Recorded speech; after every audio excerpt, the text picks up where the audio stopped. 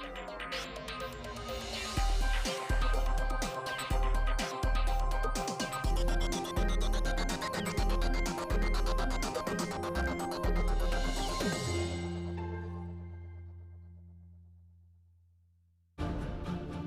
times of crisis, It's been a nightmare. what you need is accurate, COVID-19. up-to-date, and in-depth information. This virus will be with us for a long time. And in this most challenging time, when the whole world is being ravaged by the most frightening pandemic, there is no easier way to stay informed than to stay home. Hello everyone. Welcome to Thai PBS World Tonight. Okay. And stay with us. Thai PBS World. We bring Thailand to the world.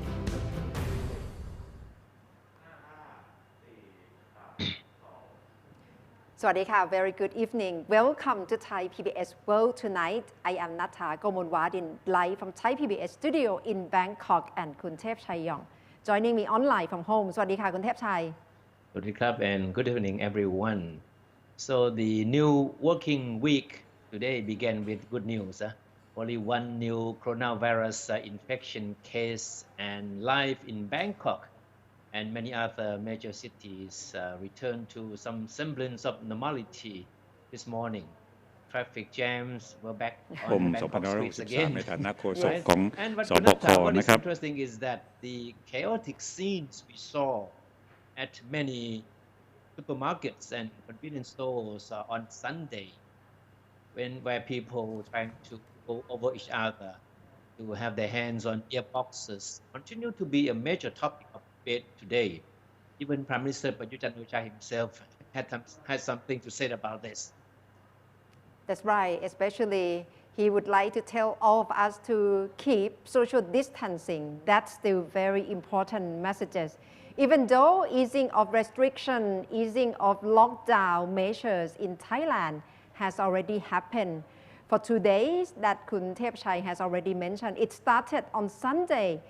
But the chaotic scene or the busy business as usual and traffic on the roads perhaps remind everyone that we are not back to normal yet, but we still have to be very cautious at this point, even though it can be cause of celebration at some point, Kun Thep Chai, with just one more infection today.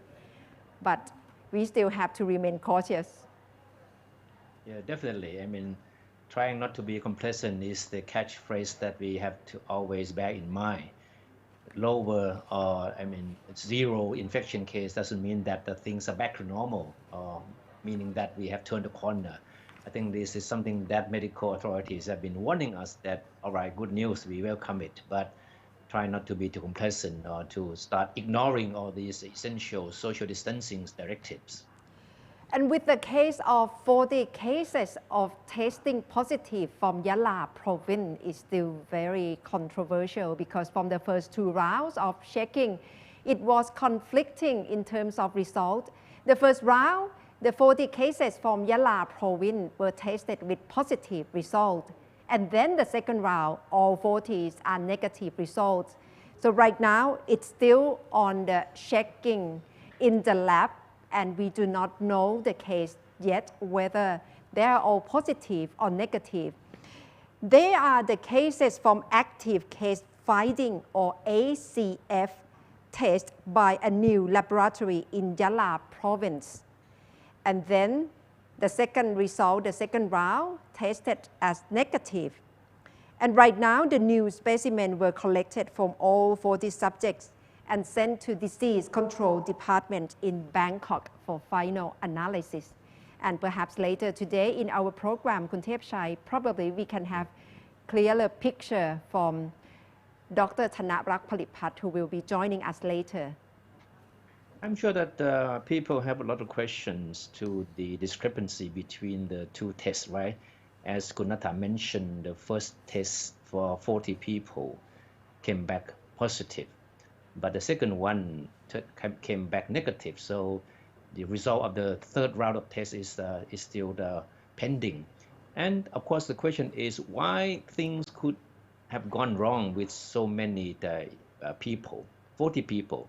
I mean, of course, it's nothing out of the ordinary for diagnosis to be wrong in testing for few patients, but 40 people being tested, and the second round of the testing disputed the result of the first round. So let's see what will happen after the third round of checking.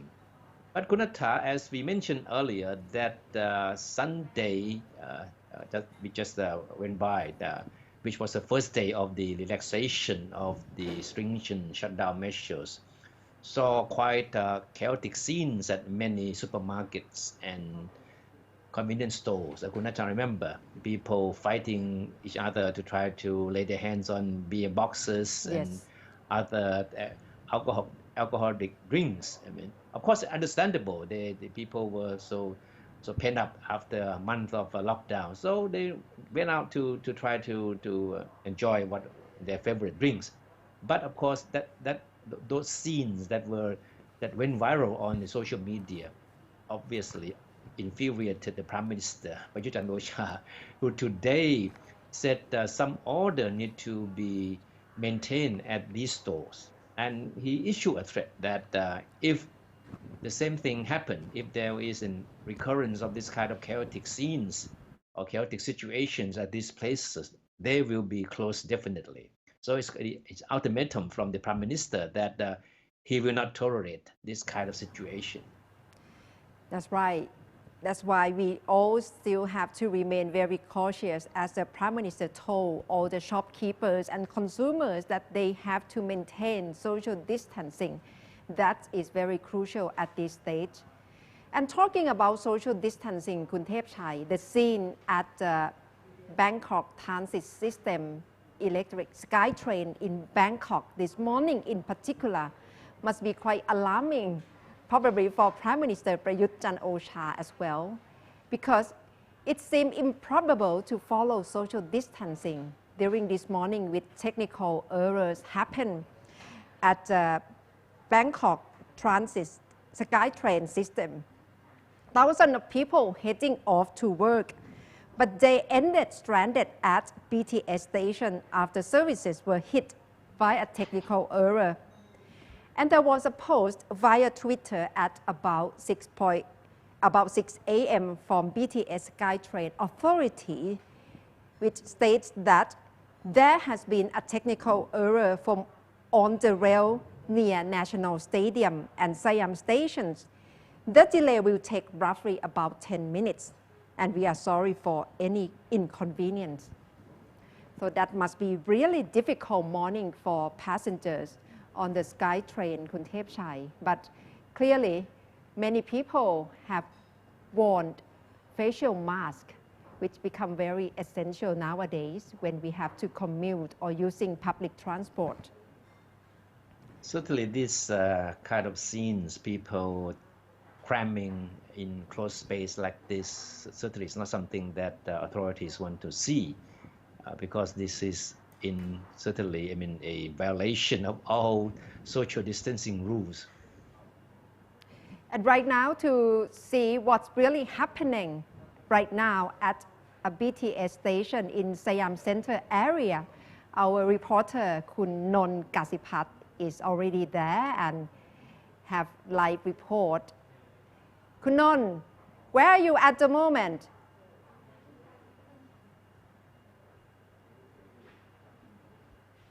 All right, so it was very quiet there. Okay. And Kun Non, first of all, can you just put your phone landscape? Okay. No, it doesn't work. That's okay. Make it vertical. That's okay. Okay. Yeah. Okay. Where are you and what's the situation around you? What's happening?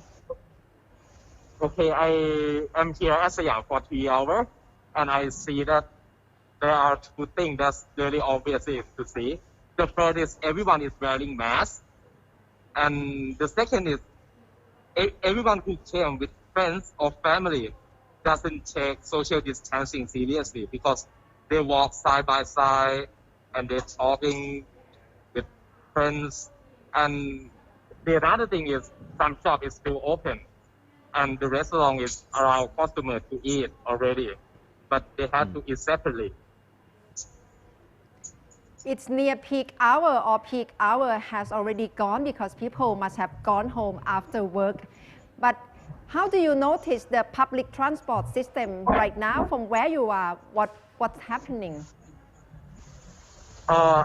Actually, 5 minutes ago, I just walked from BTS 5 train, and there are not so much people as the picture described. And it seems so quiet though. Uh-huh. And do people come out to eat in restaurants, in food shops? How's life over there? Yes, and in the restaurant there are around 1 people per seat, just one, and they eat separately. And the shop said that today the people coming here is increasing comparing with yesterday. Uh-huh. And what about shopkeepers? Do they wear masks? Yes, and they have the checking point for fever, and also taking temperatures seriously. So I guess that the traffic at the BTS station at Siam is now light around, not so many people around at this hour, right? Yeah, and mostly traffic is really jammed, but not for today. Okay. All right. Kunnon, can you turn the other side of the camera so we can see what's the view? Okay. Yeah. Okay. Well, this is the heart of Bangkok, the Siam Center. Yeah, it's very quiet. All right. The traffic is not light, but it's not as heavy as it normally is at this time of the day. So that means that people still have not come out in full force yet.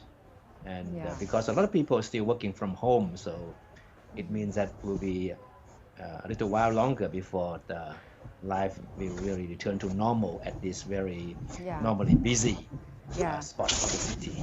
Yeah. It must be really quite different from normal Siam Center at about 7 o'clock, because today clearly it's very quiet. And the traffic goes very fast. They are getting close and they are going back already. Okay.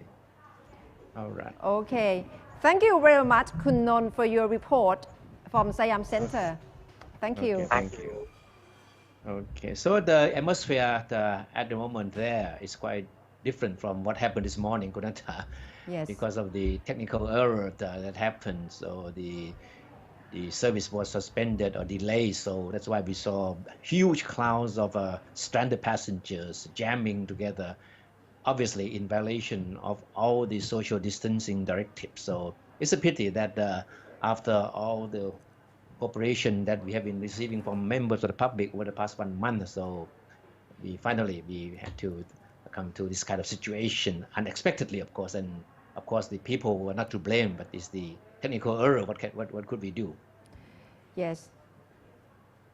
And that is the situation of easing restriction in Thailand, and people still want to keep social distancing, but must be difficult at some point when technical errors happen, especially during peak hours in the morning.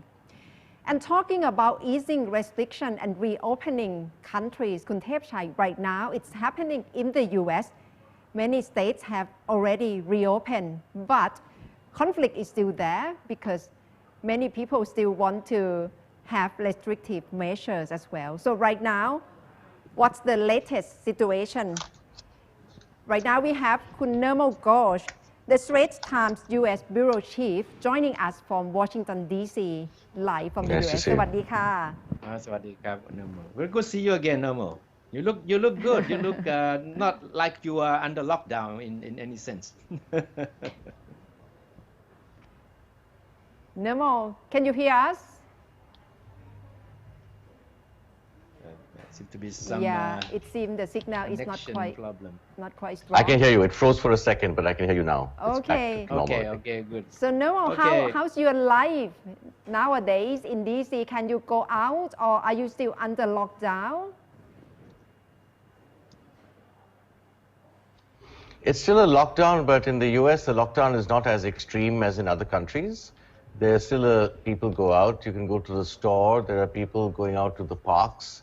You can still catch a flight somewhere if you want to. But more and more people are wearing masks. Now you cannot go into the store without a mask. Of course, there's no point traveling because you can't actually meet anyone. So I'm kind of stuck in DC, but I do go out every day for exercise, a couple of hours walk, a few miles, you know, just to get out. Yes. And how do you do your work? I mean, as journalists, you need to talk to people, get information. So you do that from home, right? Yes, and I've been doing that from home for a number of years, so that's not a problem for me. I'm quite used to it. But now, of course, one is more reliant on things like Zoom and other sort of teleconferencing. And what about other states in the platforms. US? Across the different states now, you have, of course, New York is in bad shape. You have other states which are trying to open up because there is so much pressure, both in terms of the economy and that is tied up with politics.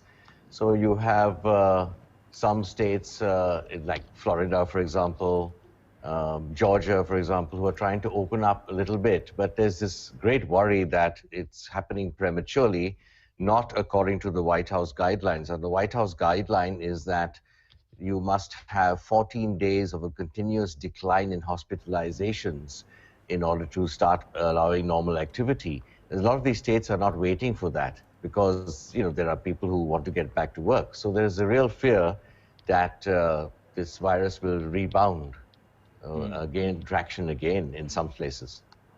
Yeah. And what about public sentiment toward reopening many states, Nirmal? Because from what I heard is many states would like to reopen, but the situation is quite unclear.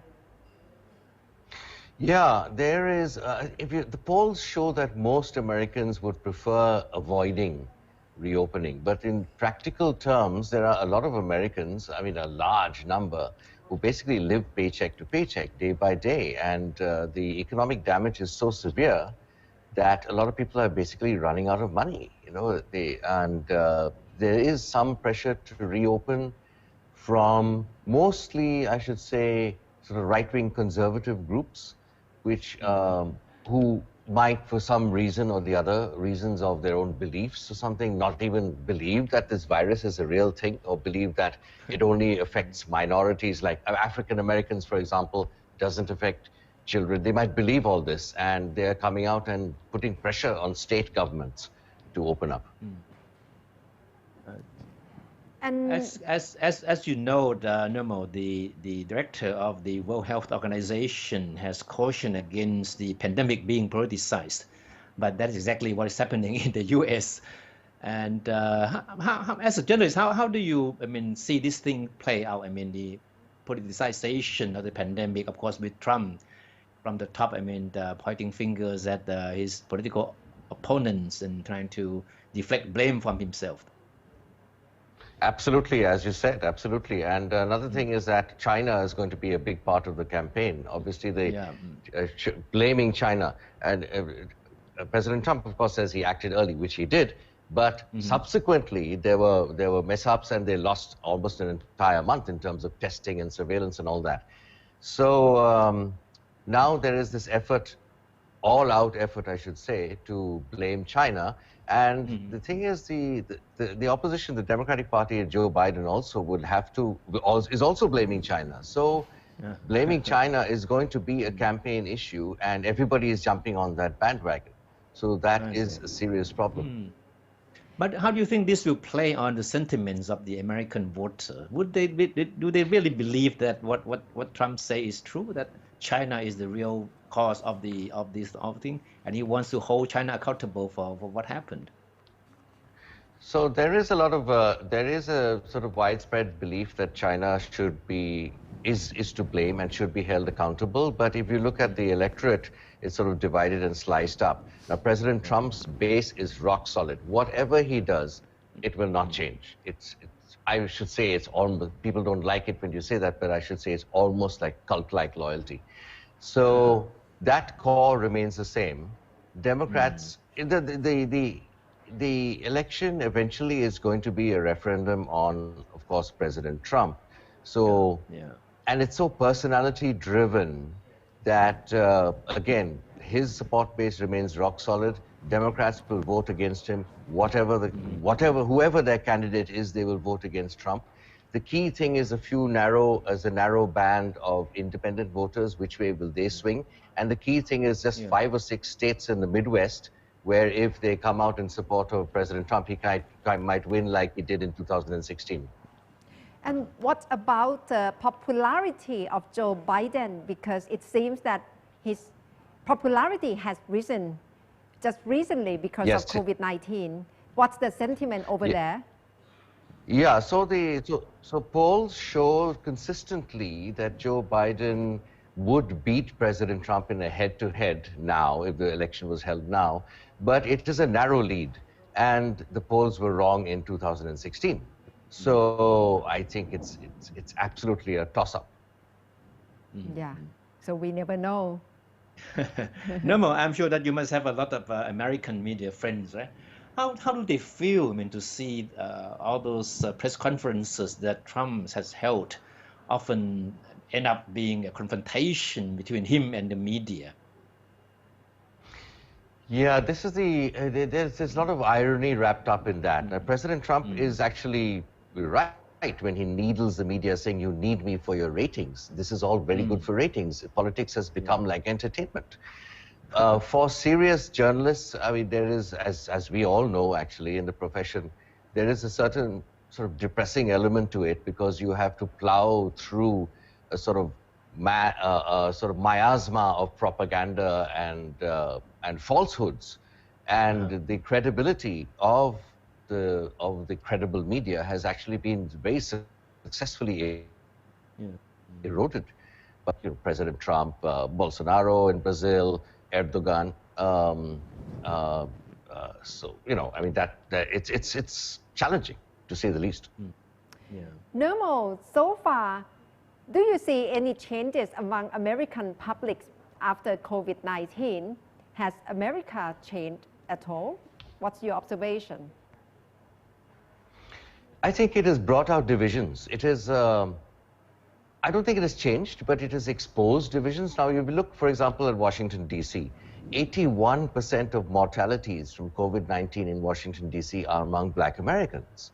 Why is that the case? It's because African Americans have more underlying conditions. Diabetes, hypertension, the whole works. I mean, this is all well documented.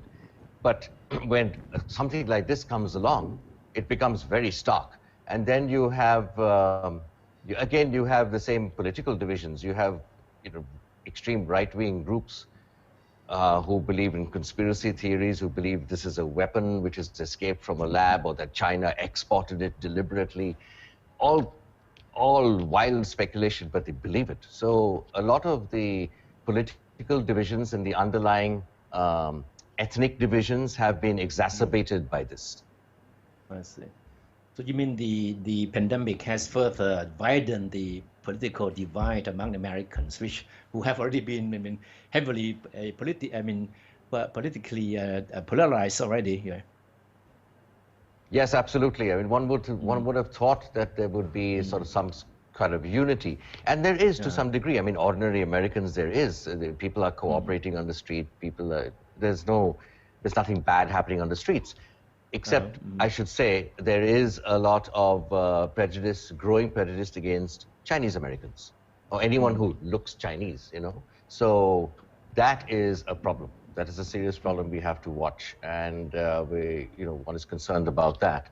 But COVID-19 has actually exacerbated divisions, one has to say. And Nirmal, you are from India. How has you been following the situation in India, because it's under lockdown as well? How does your family, your relatives cope with the situation? Well, that's an interesting question. I mean, they have no choice but to cope. But yeah, the Indian lockdown is way more serious than anything in America. I mean, there are no flights at all. So I have friends whose families are stuck in various cities and have not seen each other for a month. So it is very tough over there. And it's been very unfortunate for the migrant workers, and that's received a lot of media coverage, of course. Extremely tough for migrant workers. It has not been efficiently. It was very draconian, but it was not done in a very efficient and thoughtful manner, the lockdown. And when So talking, sorry. Okay. When talking about America, Nirmal, you arrived there in last election, 2016. Right now, what about Americans' dream? Is it still exist? Does it still exist with American dream? How do you see it? I think it is being eroded. If you look at, well, there's one interesting aspect to this, the banning, temporary banning of issuance of green cards, for example. So this is being seen, and it probably is, the anti-immigration. There have been very fundamental changes in America, and if President Trump wins a second term, which again, 50-50 chance, I would say off the top of my head, then these changes will be solidified. For one thing, the Republicans are packing the judiciary with their own nominees. So the court system is going to shift towards the conservatives. So you can expect a lot of basically decisions with conservative bias coming in. So there are fundamental changes afoot. That's why this election is so important. Nirmal, you notice rising of xenophobic feelings among Americans as a result of this pandemic, and with Trump pointing his finger at China. Yes, absolutely. I mean, if you look at the, I follow some of the blogs and some of the social media, and there is a rise in xenophobia, especially again against Chinese Americans. That is often conflated as Asian Americans. A lot of people don't know the difference, right? So that is a problem. I mean, you won't find that in cosmopolitan city centers. But even there have been instances. In New York, there have been instances of bullying and discrimination and attacks against Chinese Americans. So it's very unfortunate. And we know that the base of President Trump is Middle America. Can you tell us what's the sentiment of people over there toward President Trump? Are they still very loyal under COVID-19 situation? They are still very loyal, I would say, but they're not. The people I have met in the Midwest, in states like Iowa and others, I've met farmers out there. They're not. There's not blind loyalty. If a candidate comes along with policies that make sense to the big farm, to big ag out there, then they would, possibly switch. But still, he has a base which is narrow, but blindly loyal. I mean, his base is 96. He has 96% support in the Republican Party. The Republican Party is in the palm of his hand, right? Nobody can afford to criticize him because he goes after them. So he can destroy you if you criticize him publicly. He goes after you immediately. His preferred method of defense is attack, basically. So his base is blindly loyal. There are some who would, change in swing states like Iowa, for example, not that many electoral votes, but it has gone back and forth between Democrats and Republicans in recent years. People in some of those states could change, but then the Democrats don't have a policy platform which appeals to them yet. Frankly, they don't. They're struggling as well. So I'm sure that Trump's political fate in the election at the end of the year depends heavily on how well he manages to contain the pandemic. I'm sure that's the case, right? Absolutely true. Absolutely true. And right now, frankly, it's not looking good because you must have seen the reporting. The New York Times has found, this internal assessment that the death toll could actually double within 3 or 4 weeks. And if this sort of continues and the economy starts limping along, you know, it doesn't recover properly, then it's in serious trouble. We know that the American media are also, heavily divided. But what is the general tone of the media coverage of Trump's performance in dealing with the crisis? Yeah, well, that's what you said. It's just extremely divided. If you listen to, say, a conservative outlet like Fox News, it's an amplifier for President Trump. If you listen to other big networks who are against President Trump, he can do nothing right. So you have a very small handful, actually, of media left. Maybe National Public Radio, maybe ironically Voice of America, which has also been attacked by the Trump administration. Some of these outlets remain reliable, and they just do a professional job, unbiased. Of course, some of the big newspapers, President Trump attacks the Washington Post and the New York Times regularly, and it is true that they have been extremely critical of President Trump. But it's a very, very difficult media environment to navigate because of these built-in biases. And that's how the American media is, as we know. And, they're entitled to their biases, but it makes everybody's life difficult. And it doesn't do much for the media's credibility in public eyes. And the media's credibility is a bit low. And what about business groups? Because we know that they are very influential as well in American politics. What's the sentiment of business groups, associations? Do they still support President Trump, or what's the sentiment nowadays? I think a lot of big business does support President Trump's in terms of policies. They did not like the fact that he started a trade war with China, but they did acknowledge that it was time somebody stands up to China for its questionable trade practices. And I think they were quite pleased that President Trump apparently got results. He got the new USMCA done with Canada and Mexico. So there have been some good developments on the economy, and they were quite happy with that. Wow. So it means that right now the country is quite deeply divided, even worse because of COVID-19. Yes, absolutely. Very divided. Okay, thank you very much, Nirmal, for your time. We really appreciate your time. That's early morning for you. Yeah. Thank you. Thank you Anytime, for your anytime. views and perspectives. All right. Keep safe. Keep safe. All right. Stay safe. All right. Thank you very much for joining Bye. us. Thank you. Bye. Bye-bye. Bye. Okay, good. So that was the perspectives of our good friend, Nirmal Ghosh, correspondent for the Straits Times of Singapore. Yeah. Who has been spending some time in Washington, D.C. Very, very interesting because he talks about the American politics, which we all know that has been heavily divided and has been even more divisive because of the pandemic. I mean, as we all know, that Trump has been trying to put the blame on everyone else, and not even admitting that he has some blame, to take. So, of course, we all know that his political fate, he depends heavily on how he performs now and how he can contain the virus. I mean, the economy is opening up, it's reopening, but it doesn't mean that things are going back to normal soon, as Trump would wish.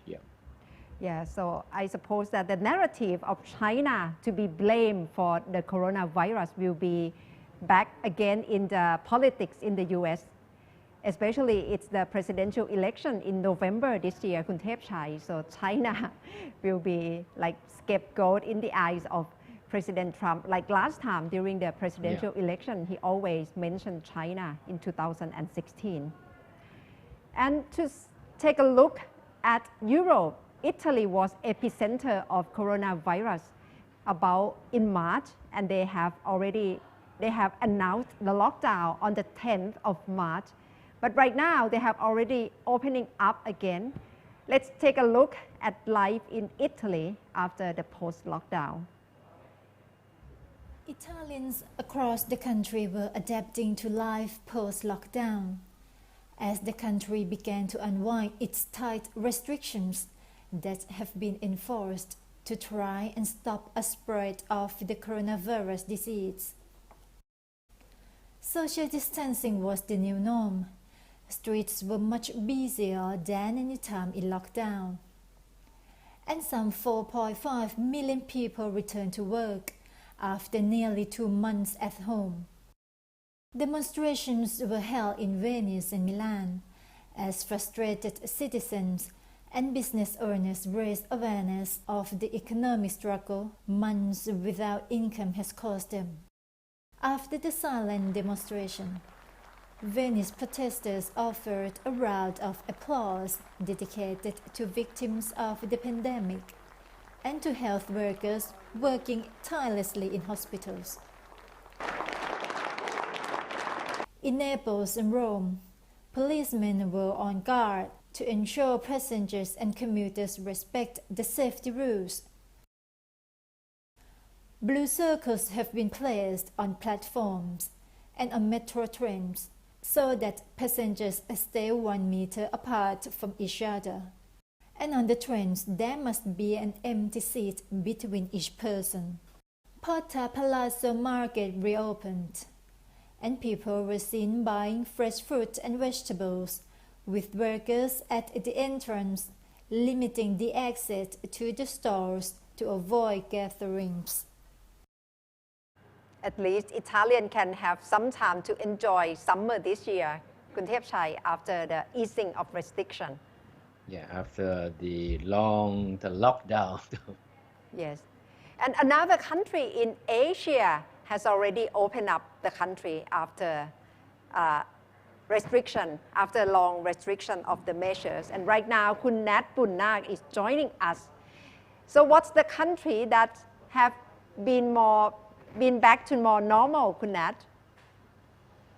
So South Korea has returned almost back to normal. This is because the number of cases are decreasing every day. Today, there are only like 3 new cases, and all of them are not locally transmitted. So that is definitely a very good sign for South Korea, which once a epicenter of the COVID-19 earlier this year. So we're seeing that life in South Korea is almost back to normal. Shopping malls, restaurants, or even sport facilities are almost reopened like 100% now.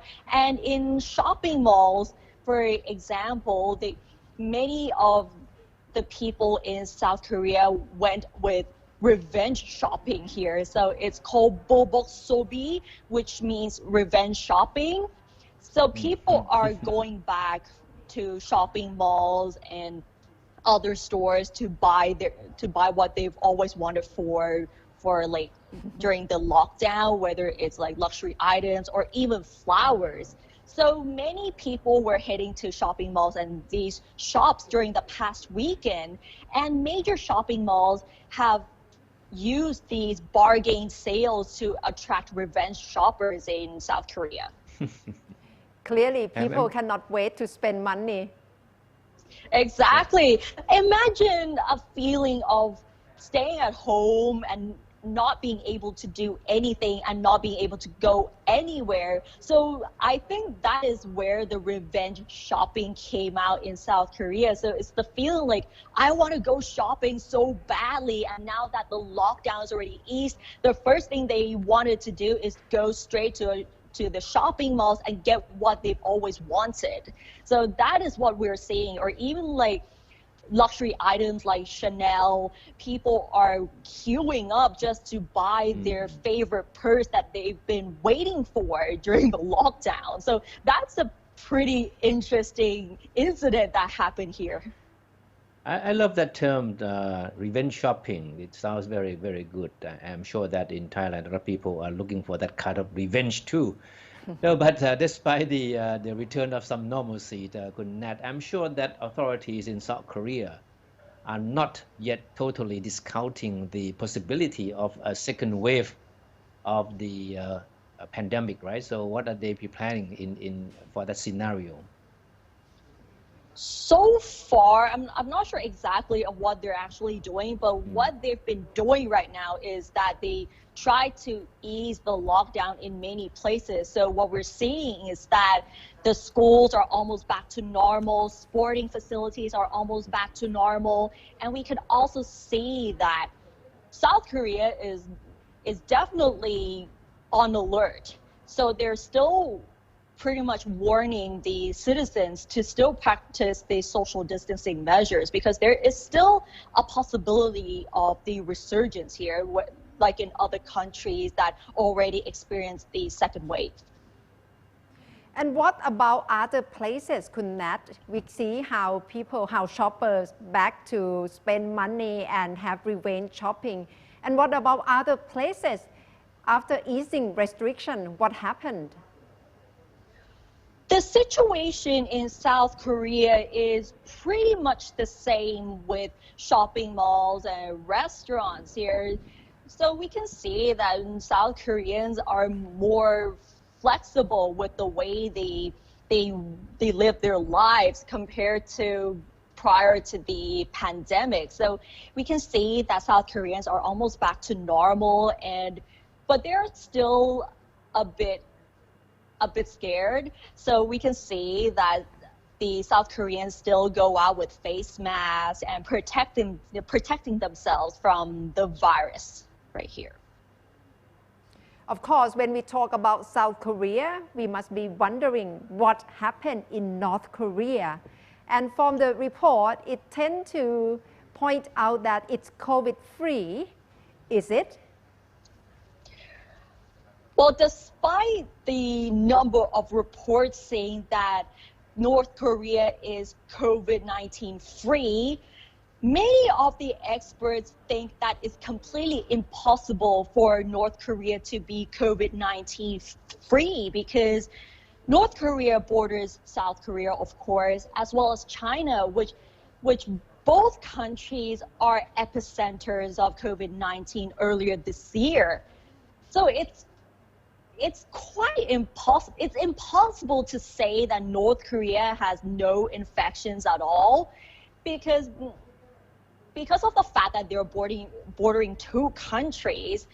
There's gotta be some people like crossing the border from South Korea to North Korea or China to North Korea, especially the fact that North Korea does trade with China. So there's gotta be some people like crossing the border, but there are a few reports saying that there might be a possibility, it might be possible why North Korea doesn't really have high infections in the country. That is because North Korea took very strict measures even before the outbreak started. For example, they already suspended foreign tourism, they closed down the borders, as well as quarantined the citizens as well as diplomats. So we can say that North Korea has done a lot even before the COVID-19 was spread into many countries.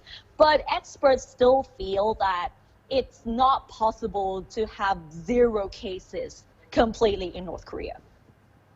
You know, since North Korea is a very closed society, and so any information that comes out of the countries is very hard to verify. It doesn't have independent media organizations, and outsiders are not allowed to go in and to do inspections or to verify whatever the authorities there have to say. So we have to listen to what they claims with a grain of salt, Gunnar.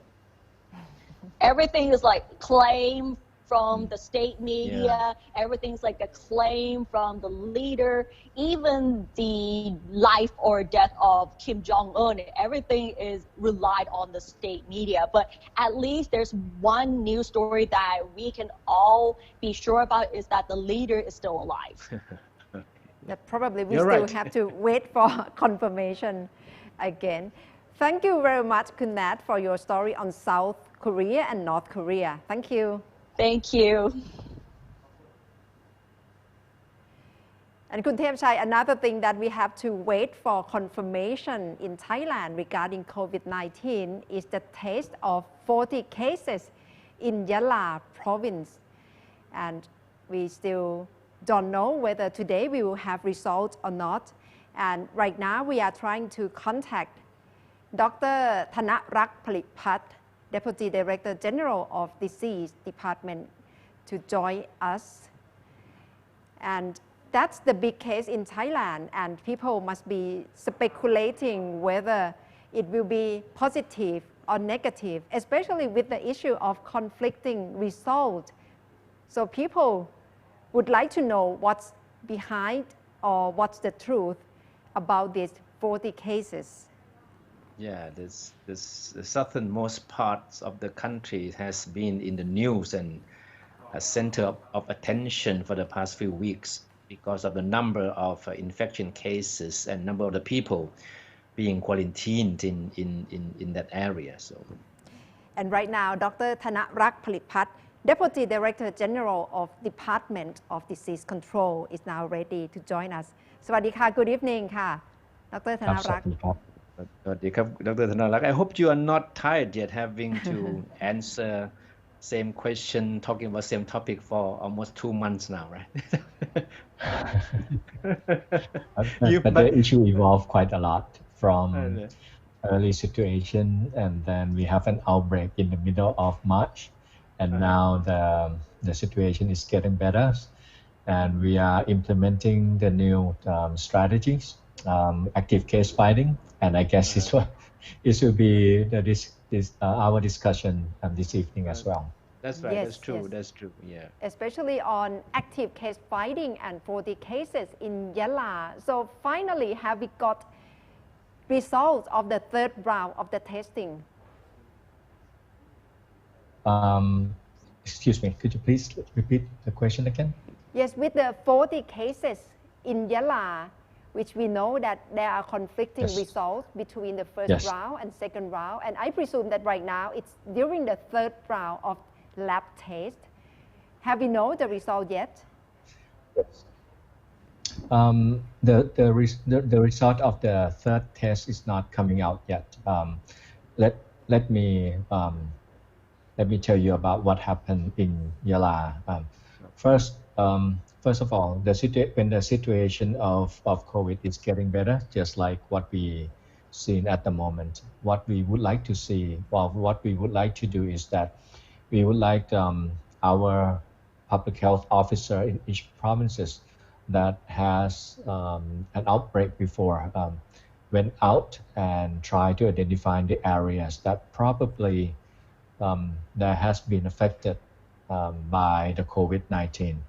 Identify the areas and went out to do some more testing in the population. Those are the strategy that we call active case finding.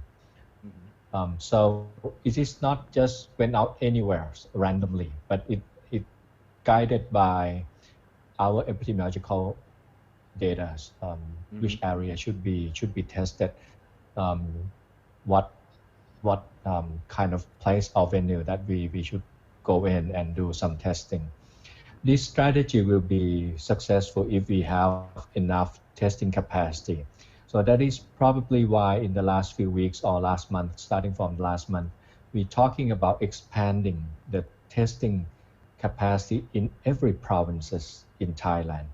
And that is why we asked every hospital, every provincial hospital to test for COVID-19. So now almost every province has that capacity. In Yala, they try to set up the lab in Yala General Hospital, and they open for the testing. Now, the team from Provincial Health Office, Yala Provincial Health Office, identified the areas that they would like to do the active case finding. They went out, collect the specimen, and then sent to Yala General Hospital. And the result, as we knew it, they collect about 300 something specimen, and on a few days ago, they announced that 40 of the 300 something tests will turn out to be positive. Since the number of positive was a little bit, the percentage was kind of high, so we kind of questioned of what happened, and we asked them to repeat the test again. And then they they repeat the test at different testing sites, different laboratories. They sent the specimen to Songkhla, which is the regional laboratories of Department of Medical Science. Songkhla test those 40 specimens from 40 patients. It's turned out to be all negative. So this is something that has happened. And then at the moment, we request that they repeat the test once again. But this time, we asked them to send a specimen to Department of Medical Science in Nonthaburi. And if they have specimen from the first and second test left, we would like those samples to be sent to Nonthaburi as well. For the test of this kind, this test we call it polymerase chain reaction or PCRs. It is a very sensitive test. Very few virions of very few virus can already be detected. But its downfall is that it can be also easily contaminated. In that, I mean, if there is the virus that contaminate the samples, other samples, the result can turn out to be positive as well. So it is a very sensitive test. So the lab has to be very, the technician has to be very keen on doing it. So today, the Prince of Songkhla universities or Songkhla Nakarin universities and the team from regional laboratories in Songkhla went to supervise and went to investigate on what happened in Yala General Hospital laboratories. We should know the result very soon on what is going on or what is the problems that happen. No, but Dr. Tanarak, but as far as the process of the testing is concerned, there was no difference, right, between the process in Yala and Songkhla. Are they exactly the same process that were used in testing the 40 people? It is the same kind of test, PCR test, and actually the lab in Songkhla is the one who helped Yala Provincial Health Office setting up their laboratories. So Songkhla is kind of supervisors to Yala General Hospital laboratories. And in worst case scenario, if the result is 40 cases positive, what will it tell us? And what would be the measure that should be following? At the moment, although the test result has been ambiguous, I would say ambiguous. The first test was positive and the second test was all negative. Yala Provincial Health Office already take all of the patients in. I would like to call them patients at the moment and isolate them and taking care of them at the moment at this time. And their plan is to continue to take care of them in the hospital until the confirmation of the laboratories came out, and then they will make their decision again on what they would like to do next. So in this case, although all of the case turned out to be positive or negative, it doesn't matter because they are already in safe place and they won't, although they are positive, they won't transmit the disease to anybody.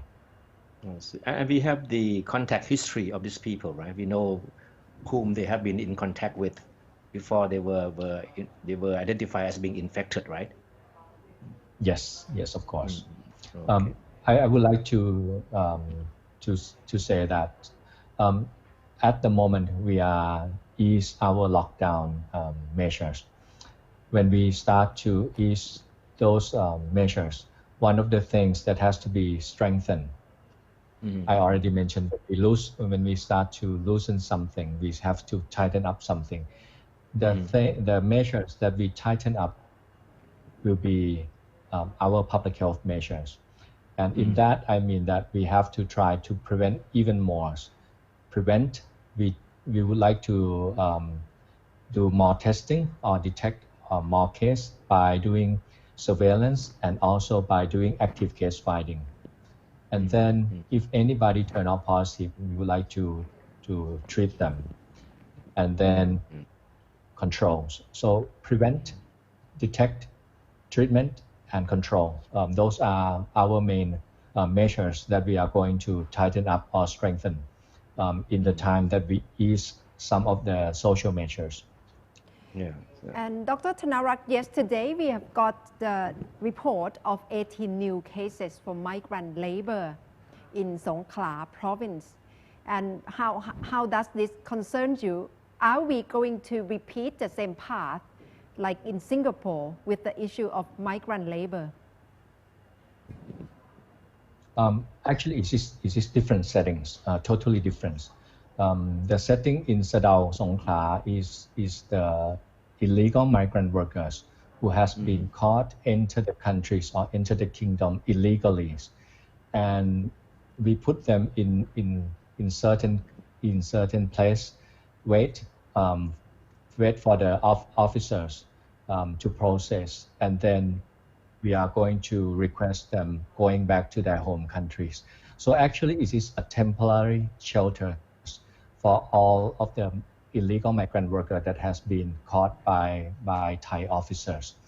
And there will be certain process in charging them and then push them back to their home countries. So this is more like temporary shelters, not the migrant workers who stay in the countries. So at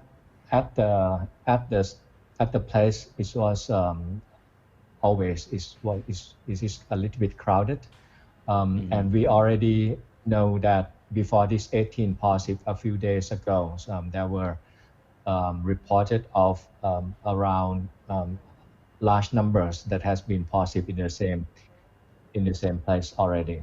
So one thing that I can say that is the case or the situation will not spread outside the temporary shelters. So I'm not worried that much. What we would like to see is that we would like to see the case in that shelters coming down a little bit. Every attempt would be trying to control the spread of the disease within that shelters. And what about the migrant workers themselves? Do you have plan to accelerate the active case finding process among these people? Active case finding, as I mentioned earlier, we are using our epidemiological data to pinpoint where we would like to do some active case finding. So we are going to do it in the areas that we found certain number of cases in certain number of time. For example, if I would like to give you an example, it would be like, for example, if there are 3 cases in the last 14 days happen in the same areas or in the same apartment or in the same factories, we are going to go in and investigate and probably test everybody in that village or in that factories. Those are the ideas of how we are doing active case finding. So at the moment we have very few cases per day. If we would like to use those strategies, we have to use the investigation result from the past to pinpoint the location. That is because if we do it randomly, it should be very costly first, and then very few will turn out to be positive. In some areas in Bangkok that we have been trying to identify the hot areas, if you would like to say, we went out and tested something like 2,000 people. Only 1 turned out to be positive. And I remind you once again, those tests cost around 2,000 baht. So doing just 2,000 tests, that is 4 million baht already. 4 million baht to identify only 1 case. That is quite quite expensive. But if we can identify the areas that that has more positive result, that would be more beneficial to the public health. Dr. Tanarak, as you know that the past Sunday was the first day that the shutdowns measures were relaxed, right? And people were, of course, they celebrating, the return of some semblance of normalcy. But I'm sure that you must have been disturbed by scenes of a chaotic situation at certain convenience stores and supermarkets, right? People fighting to have their hands on the beer boxes. And this morning, Bangkok, looked like it was returning to the old Bangkok again with traffic jam on the street. So do you have anything to say on this as something to remind people that we are not yet out of the woods? Yeah. Yesterday I gave this interview and there was one of the hosts saying that I repeat myself too many times in the last few days. But I'm saying it again. But doctor always has a habit of repeating instructions. Yeah. But I'm glad to repeat it. And I think everybody have to understand. I think one of the very important thing is that although we have one reported case in the country today, but it doesn't mean that we have only one case in the country today. And if any days that we have, let's say, 0 case or no cases reported in the countries, it doesn't mean that we doesn't have any case in the countries. The problem this came from the truth that the disease itself in high proportion number of cases it will be very mild. People will not think that they probably caught the disease and so they are not going to see the doctors. So that is why we have to do active case finding to identify those cases as early as possible so that they are not spread the disease further. Because of those assumptions that probably there are cases in the countries somewhere that we don't know and we cannot identify at the moment.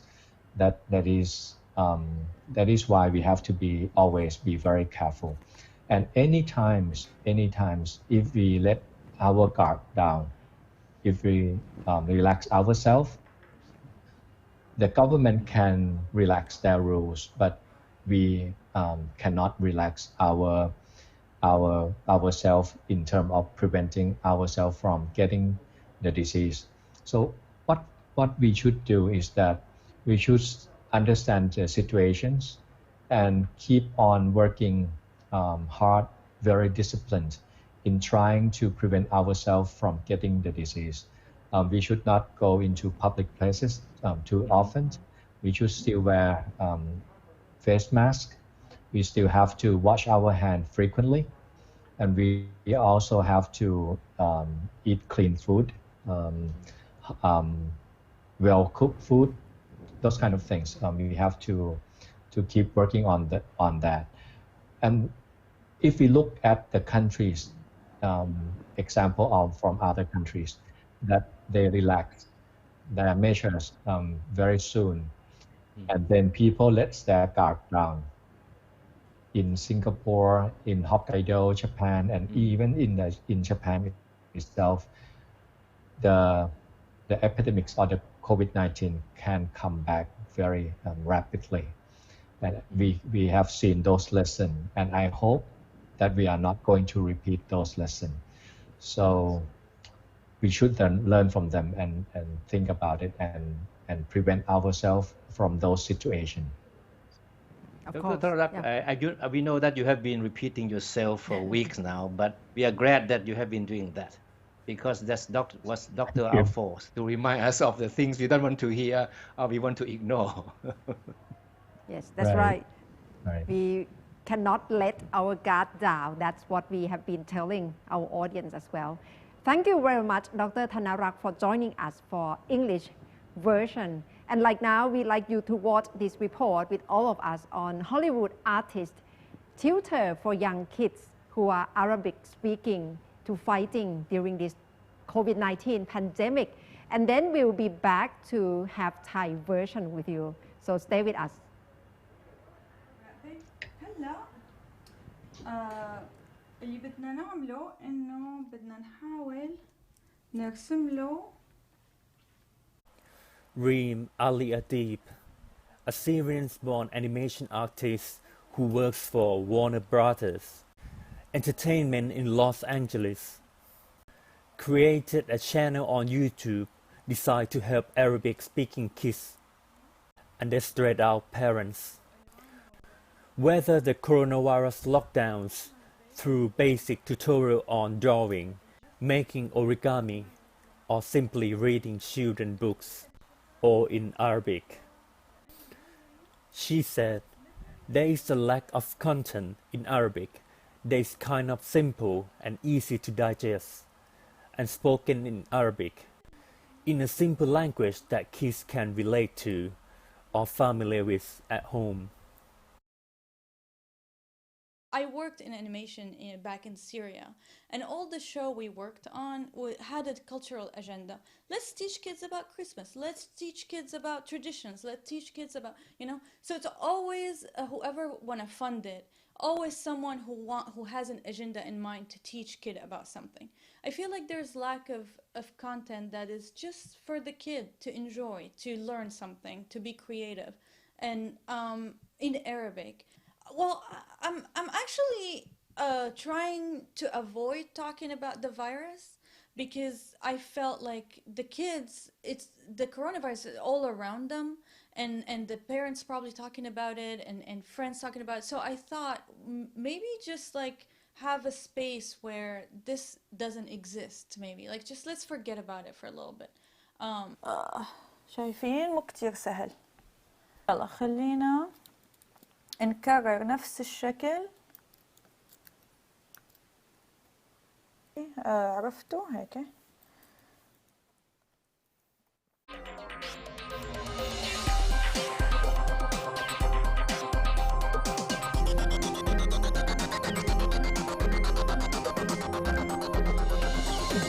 พบกับไทย PBS World Tonight ภาคภาษาไทยกันต่อนะคะและเราอยู่กับนายแพทย์ธนรักษ์ผลิตพัฒน์รองอธิบดีกรมควบคุมโรคค่ะสวัสดีค่ะคุณหมอคะครับสวัสดีครับค่ะครับช่วงนี้น่าจะต้องตอบคำถามเยอะเลยนะคะพร้อมๆกับการเดินสายให้สัมภาษณ์ซึ่งคุณหมอก็ทำมาอย่างต่อเนื่องถือว่าเป็นช่วงท้ายๆหรือยังคะสำหรับช่วงนี้สำหรับการผ่อนปรนมาตรการคุณหมอดูแล้วน่าจะเห็นสัญญาณที่ดีขึ้นไหมคะหรือว่าเห็นพฤติกรรมคนที่เกิดขึ้นเมื่อวันอาทิตย์แล้วรู้เลยว่ายิ่งต้องเข้มยังผ่อนคลายไม่ได้นะคะครับจริงๆตอนที่เราเริ่มวางแผนเรื่องของการผ่อนคลายมาตรการภาคบังคับต่างๆเนี่ยเราก็เข้าใจว่าสถานการณ์คล้ายๆอย่างเงี้ยนะครับอาจจะเกิดขึ้นได้ด้วยความเข้าใจของประชาชนที่อาจจะเข้าใจคลาดเคลื่อนเกี่ยวกับสถานการณ์นะฮะซึ่งนั่นก็คือว่า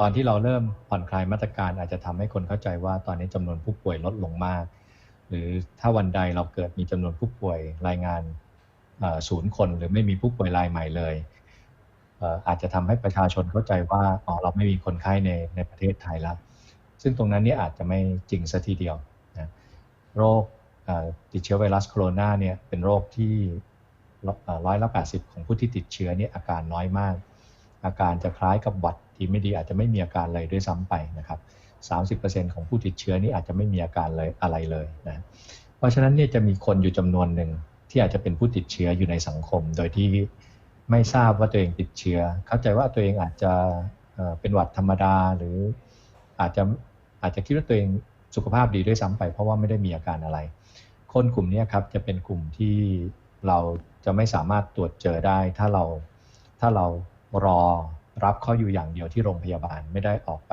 ค้นหาเชิงรุกในชุมชนนั้นในสภาวะการอย่างนี้อยากจะย้ำอีกครั้งนึงนะครับว่าผู้ป่วยเวลาที่เราเห็นตัวเลขเนี่ยไม่ได้แปลว่าเรามีผู้ป่วยทั้งหมดในประเทศแค่นั้นอาจจะมีจำนวนผู้ป่วยอีกจำนวนหนึ่งที่เรายังหาเขาไม่เจอเพราะฉะนั้นตอนนี้ยุทธศาสตร์ที่สำคัญในปัจจุบันนี้ก็คือการออกไปค้นหาผู้ป่วยเชิงรุก ซึ่งสามารถทำได้โดยการเอาข้อมูลทางระบาดวิทยาที่เคยไปสอบสวนโรคมาแล้วนะครับเอามาดูว่าผู้ป่วยส่วนใหญ่เนี่ยที่เราเจอเนี่ยเจอที่ไหนมีพื้นที่ไหนไหมที่เจอผู้ป่วยซ้ำๆกัน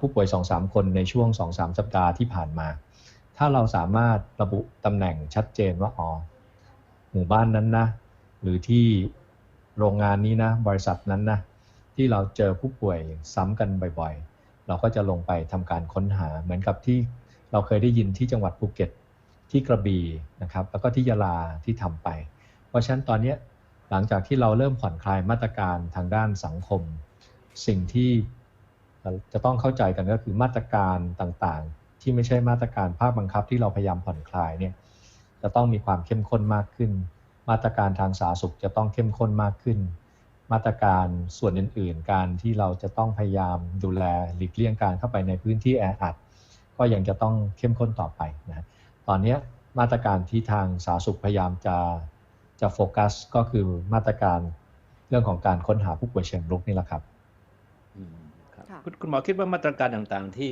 ประเทศไทยทำอยู่ในขณะนี้นะครับตามที่คุณหมอเพิ่งเล่าไปสักครู่เนี่ยมันเหมือนหรือสอดคล้องกับมาตรการที่ประเทศอื่นๆที่เท่าที่คุณหมอตามข่าวอยู่นะครับเขาทำเหมือนกับที่เราทำอยู่แค่ไหนครับครับหลักๆก็จะมีคือถ้าเราจัดกลุ่มมาตรการเนี้ยเรื่องนี้จะต้องเรียนว่ามันเป็นเรื่องหลักเป็นเรื่องที่เราทำกันมาอยู่แล้วจริงๆแล้วศัพท์ที่ใช้สำหรับยุทธศาสตร์ตรงนี้ทั้งหมดเลยนะครับเขาจะใช้คำว่า traditional public health หรือเป็นภาษาไทยคงจะแปลว่าเป็นการทำงานสาธารณสุขแบบดั้งเดิมด้วยซ้ำไปนะก็คือการออกไปค้นหาผู้ป่วยให้ได้โดยเร็วเจอผู้ป่วยแล้วก็แยกนะครับแยกผู้ป่วยแล้วก็รักษาเขาแล้วก็ทำการควบคุมซึ่งตรงนี้เนี่ยเราถ้าเป็นพูดกันเป็นภาษาไทยง่ายๆนะครับอาจจะพูดอย่างนี้ครับก็คือตอนนี้ยุทธศาสตร์เกี่ยวกับมาตรการทางด้านสาธารณสุขก็จะแบ่งเป็นเรื่องของการป้องกันค้นหารักษาแล้วก็ควบคุมนะ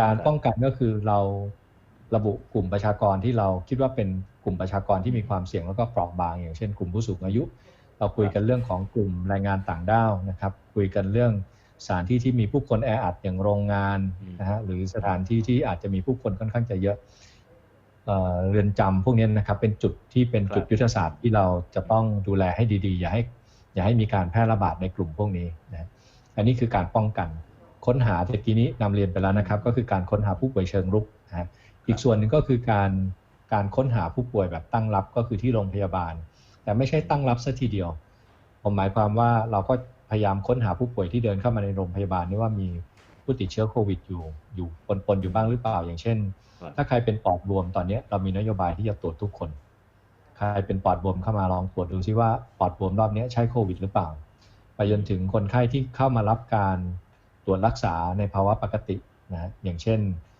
มาผ่าตัดหรือมาคลอดนะครับพวกนี้ก็สามารถที่จะเป็นจุดที่เราใช้ในการเฝ้าระวังโรคโควิดได้นะอันนี้ก็เป็นเรื่องของการค้นหานะค้นหาด้วยวิธีเชิงรุกกับค้นหาในกลุ่มผู้ป่วยที่ยังไงก็มาโรงพยาบาลอยู่แล้วนะแต่ว่าก็เป็นเชิงรุกไม่ใช่เขามาบอกเราว่าสงสัยเขาเป็นโควิดแต่เราตรวจไปในกลุ่มคนไข้ที่ไม่ได้มาด้วยเหตุผลของโควิดด้วยซ้ำไปถ้าใครมีผลบวกนะครับเราก็ดำเนินการรักษาแยกเขาออกมาตอนนี้เราก็ยังมีมาตรการหรือว่ามีแนวคิดแบบเดิมก็คือถ้าใครไม่สบายเรารักษาไว้จนกว่าเขาจะหายอย่างน้อยก็14 วันแล้วก็แยกเขาออกจากครอบครัวเพราะว่าเรารู้จากประสบการณ์ของหลายประเทศครอบครัวนี่จะเป็นจุดที่มีการแพร่ระบาดของโรคนี่ได้ง่ายที่สุดถ้าเรายังเก็บคนไข้ไว้ในครอบครัวแล้วครอบครัวนี่ไม่สามารถจัดการกับการแพร่เชื้อได้ดีเนี่ยคนในครอบครัวก็อาจจะติดเชื้อได้อย่างในจีนเนี่ยส่วนใหญ่การแพร่โรคนี่จะเป็นการแพร่กันในบ้านนี่แหละ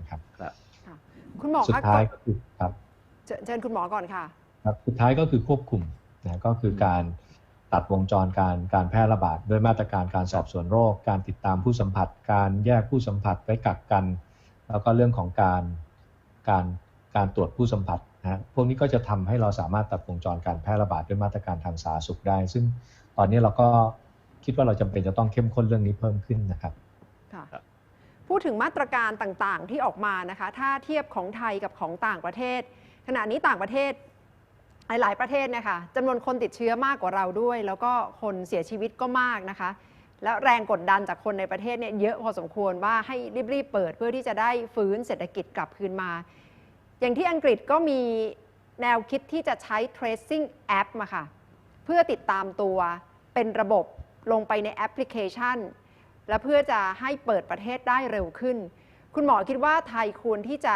ทำคล้ายๆกันไหมคะหรือว่าควรจะพิจารณาเรื่องนี้อย่างไรคะครับส่วนนี้ก็จะเป็นเทคโนโลยีที่สามารถเข้ามาช่วยในการตะกี้นี้เราพูดถึงเรื่องของการป้องกันค้นหารักษาแล้วก็ควบคุมใช่ไหมครับตัวแอปเนี่ยมันจะช่วยเรื่องของการควบคุมโรคก็คือช่วยในการค้นหาว่ามีใครบ้างเป็นผู้สัมผัสแล้วผู้สัมผัสเนี่ยตอนนี้อยู่ไหนเบอร์โทรศัพท์เบอร์อะไรนะฮะงั้นตัวแอปพลิเคชันเนี่ยจะช่วยนะครับสำหรับประเทศที่มีปัญหาในการที่จะ track ผู้สัมผัสด้วยการใช้มือถือนะครับจริงๆตรงนี้มันขึ้นอยู่กับระดับความเข้มข้นของเรื่องของการรักษาความลับส่วนบุคคลผมยกตัวอย่างว่าถ้าเป็นประเทศเกาหลีใต้เนี่ยเขาไม่ต้องใช้แอปเหตุผลของเขาก็คือว่าหลังจากสถานการณ์เมื่อหลายปีก่อนเนี่ยทางเกาหลีใต้เขามีกฎหมายที่อนุญาตให้ทางสาธารณสุขเนี่ยสามารถที่จะติดตามว่าคนนี้เบอร์โทรศัพท์เบอร์นี้นะครับไปที่ไหนมาบ้างโดยที่ไม่ต้องใช้แอปเลยนะเพราะฉะนั้นเนี่ยแต่ละประเทศเนี่ยก็จะมีพื้นฐานของประสบการณ์ที่แตกต่างกันแล้วก็เลยมีกฎหมายในการที่จะเกี่ยวข้องกับการติดตามผู้ป่วยแล้วก็ผู้สัมผัสที่แตกต่างกันออกไปสำหรับในประเทศเนี่ยสำหรับประเทศไทยแล้วก็ในหลายประเทศนี่จะค่อนข้างกังวลเรื่องความลับส่วนบุคคลค่อนข้างจะมากหรือ privacy ของข้อมูลนี่ค่อนข้างมากเพราะฉะนั้นเนี่ยการใช้แอปพลิเคชันเข้ามาช่วยเนี่ยก็จะมีความสำคัญซึ่งตอนนี้ทางประเทศไทยก็มีความพยายามที่จะใช้ตัวแอปพลิเคชันนี้ซึ่งมันก็ไม่ได้เป็นภาคบังคับนะครับมันก็เป็นภาคสมัครใจใครที่ถ้าเกิดวันใดวันหนึ่งเราใช้แอปพลิเคชันนี้แล้วเกิดมีผู้ป่วยเข้ามาใกล้เราเนี่ยหรือว่าเราไปช้อปปิ้งที่ห้างใดห้างหนึ่งแล้วเกิดเราเข้าไปใกล้ตัวผู้ป่วยโดยที่เราไม่ได้ตั้งใจอย่างนี้นะครับแล้ว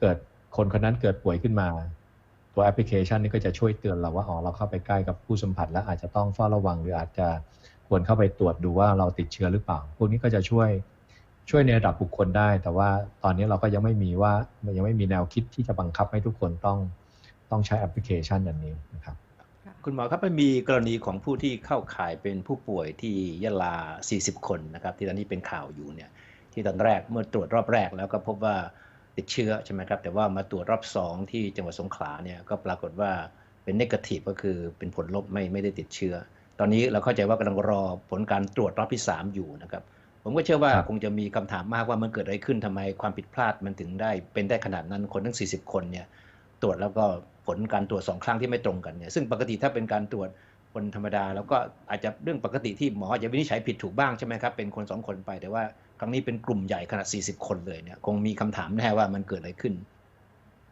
ครับโดยทั่วไปการตรวจที่เราใช้ในการวินิจฉัยกลุ่มประชากรที่เราออกไปค้นหาผู้ป่วยเนี่ยเรายังใช้วิธีมาตรฐานเดิมอยู่ก็คือที่เราอาจจะเคยได้ยินนะครับว่าเป็นใช้วิธี PCR วิธี PCR เนี่ยมันเป็นวิธีที่มีความไวสูงมากก็คือตรวจหาสารพันธุกรรมของตัวเชื้อแม้จะมีจำนวนเชื้ออยู่ไม่มากเราก็สามารถที่จะตรวจเจอได้นั้นวิธีการที่มันมีความไวสูงขนาดนี้ก็ต้องแลกกันกับความเสี่ยงอันหนึ่งนั่นก็คือถ้ามีการปนเปื้อนของสารพันธุกรรมของตัวอย่างนะครับของตัวอย่างของใครคนใดคนหนึ่งเนี่ยเกิดไปปนเปื้อนกับตัวอย่างของคนอื่นมันก็จะทำให้ผลของคนอื่นนี้ออกมาเป็นผลบวกได้นะครับอันนี้ก็คือข้อเสียของมันอย่างหนึ่งแล้วการปนเปื้อนของสารพันธุกรรมในห้องปฏิบัติการตรวจ PCR เนี่ยจริงๆไม่ได้เกิดครั้งนี้เป็นครั้งแรกนะครับหลายครั้งเราก็จะเจอว่ามันเกิดขึ้นได้แต่ตรงนี้ผมยังไม่อยากจะให้เราด่วนสรุปไปนะครับว่ามันเกิดจากเหตุการณ์นี้วันนี้ทางทีมของอาจารย์จากมหาวิทยาลัยสงขลานครินทร์กับทีมนักเทคนิคการแพทย์จากศูนย์วิทยาศาสตร์การแพทย์สงขลาเนี่ยกำลังลงไปตรวจดูที่ห้องปฏิบัติการของโรงพยาบาลยะลาอยู่ ว่าเกิดอะไรขึ้นทำไมถึงผลออกมาผิดพลาดขนาดนั้นจริงๆแล้วอยากให้เข้าใจอย่างนี้ครับบางทีมันเป็นการผิดพลาดเป็นล็อตของการตรวจก็ได้นะเพราะฉะนั้นมันอาจจะพลาดเป็นล็อตไปงั้น1ล็อตก็อาจจะเป็นเรื่องของล็อตนี้มันหลายตัวอย่างก็อาจจะออกมาบวกหมดนะครับงั้นตรงนี้อยากให้รอฟังผลสักนิดนึงนะครับว่าทีมที่ลงไปเจออะไรแล้วก็ผมคิดว่าอีกไม่นานก็เรื่องนี้ก็คงจะต้องเล่าให้ทางประชาชนทุกคนฟังนะครับเพราะผมเข้าใจว่าเรื่องนี้น่าจะเป็นเรื่องที่ตอนนี้ทุกคนก็รอฟังข่าวว่าเกิดอะไรขึ้นครับเราก็เลยใช้อาจารย์จากมหาวิทยาลัยนี้มาช่วยในการที่จะดูแลในส่วนนี้ด้วยครับคุณหมอครับถ้ามันเกิดจากการปนเปื้อนจริงเนี่ยต้องขอเป็นความรู้หน่อยว่าการปนเปื้อนเนี่ยมันจะเกิดขึ้นจากอะไร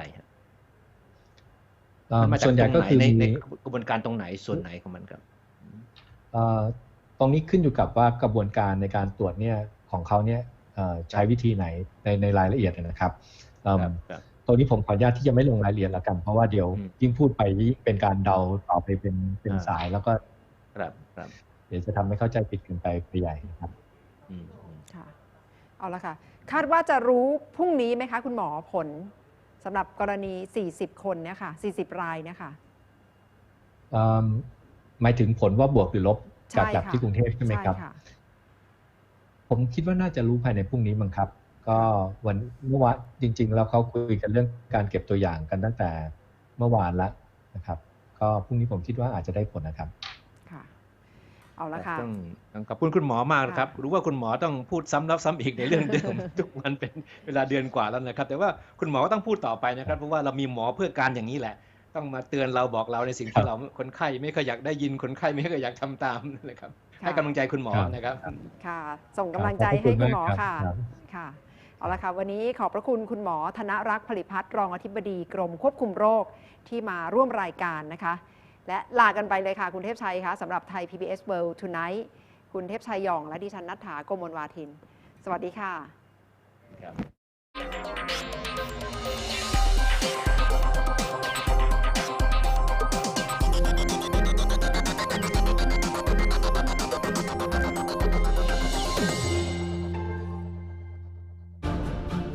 In times of crisis, It's been a nightmare. what you need is accurate, COVID-19, up-to-date, and in-depth information. This virus will be with us for a long time. And in this most challenging time, when the whole world is being ravaged by the most frightening pandemic,